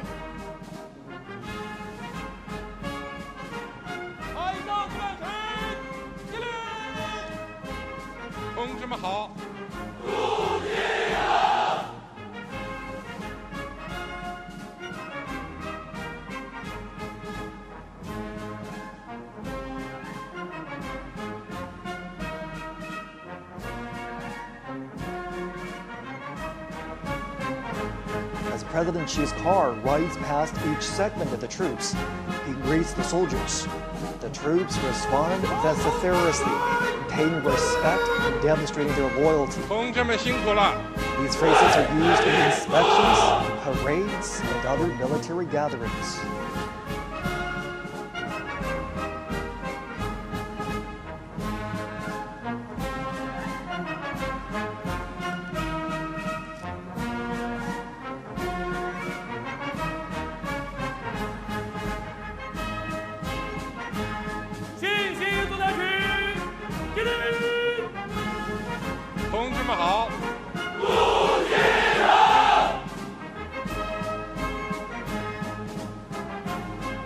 The PLA views itself not only as the defender of national sovereignty, but as an integral part of society with a direct responsibility to safeguard people's well-being. In peacetime, the Chinese military participates in missions that serve the people's interests, such as disaster relief. And all this has earned them the title of the most beloved people in China.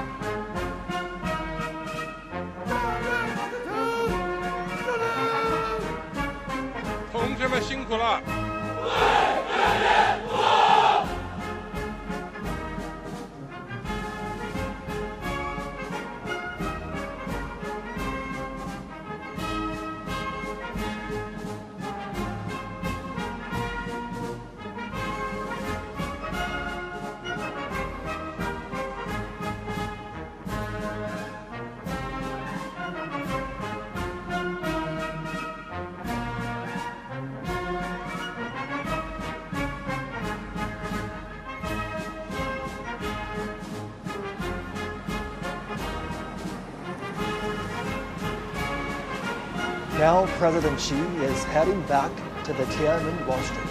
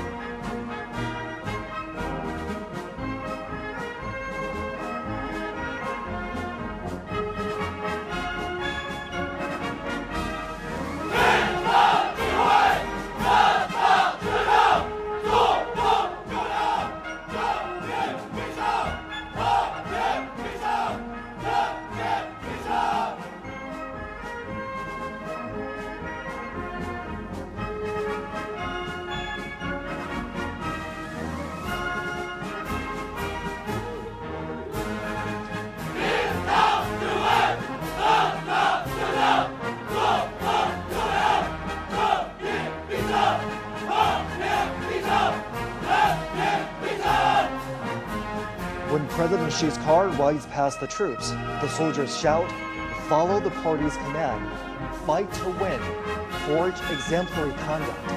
Justice will prevail, peace will prevail, the people will prevail."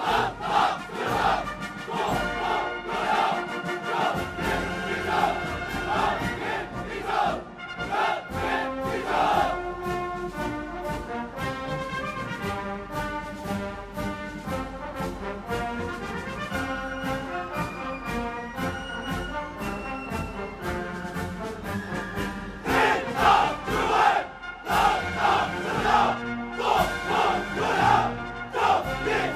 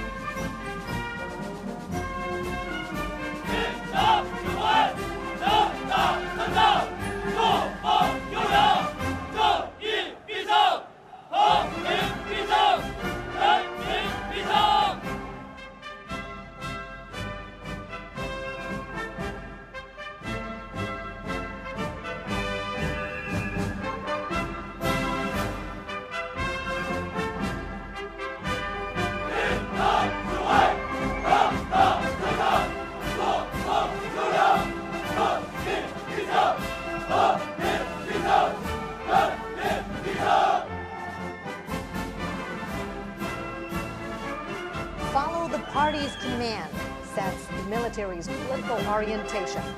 Fighting to win is the basic function of the military, and the fundamental objective is development. Forging exemplary conduct demonstrates the Army's nature and principle.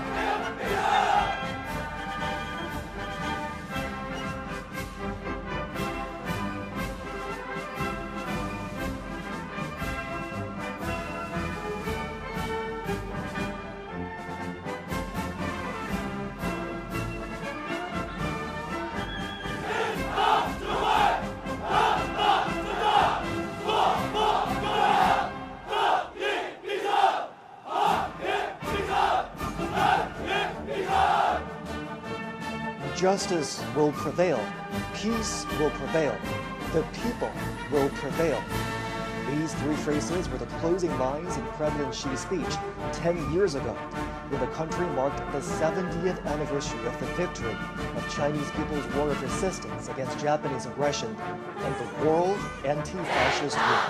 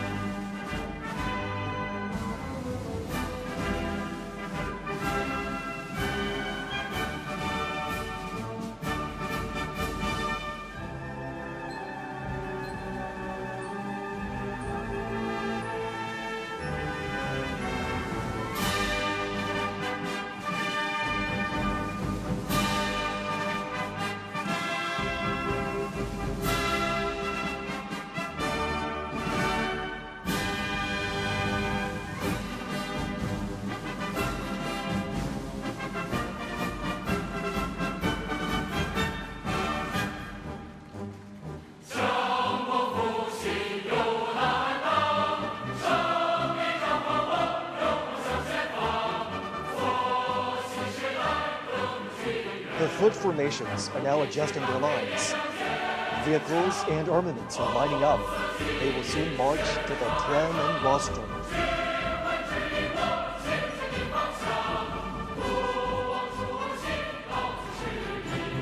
The People's Liberation Army is known as the PLA.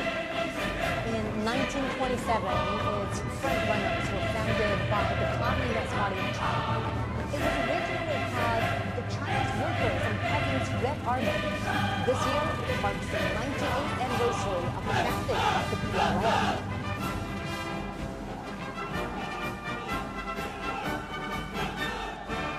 During the 14-year-long War of Resistance, under the leadership of the Communist Party of China, the 8th Red Army and the new 4th Army, together with the Chinese people, defeated the Japanese forces and enveloped the invaders. They asserted their role in the battlefields and achieved victory in the War of National Liberation.